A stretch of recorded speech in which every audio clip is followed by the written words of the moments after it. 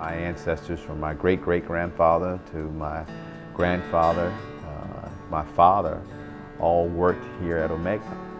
So Omega has been a part of our family for all 5 generations. The summer of 1977 was one of the worst droughts in the history of farming, and it was the summer that PJ, my first son, was born.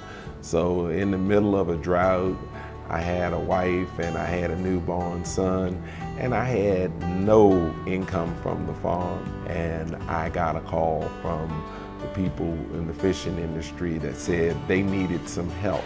So it was an answer to a prayer.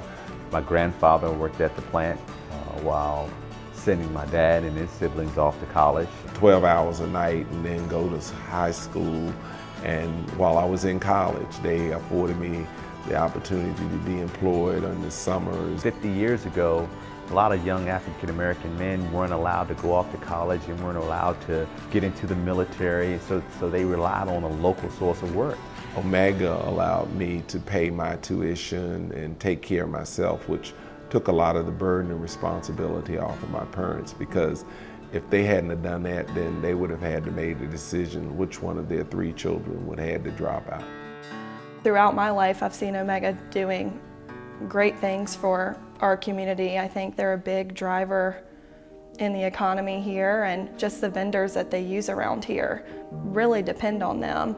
They do try to stay local, and I know that. This factory has been essential to that, really, for the whole community. You know, because not just me, look at the stores that we have here with businesses that need these people to support them. And these guys do. My company would have a struggle without it.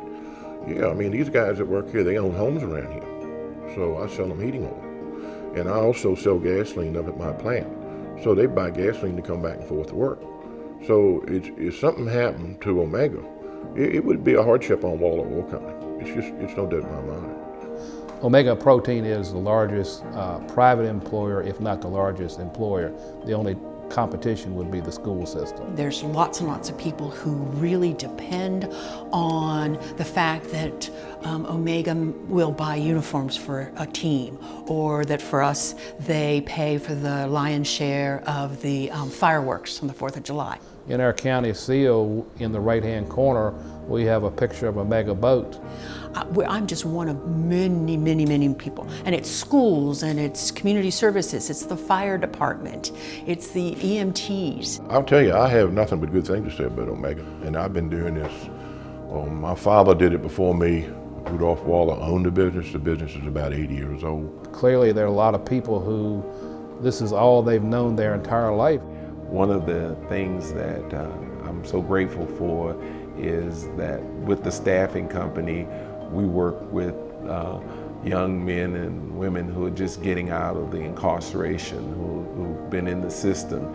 And what Omega allows them to do through me is to come down and seek employment. They're limited in what they can do.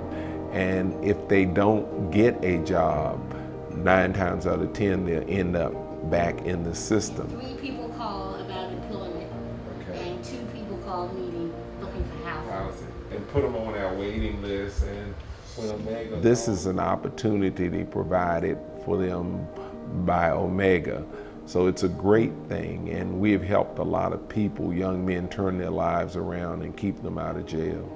I feel that a lot of families really benefit from the economic impact that Omega gives. Again, not only just from jobs, but from spending with vendors like myself.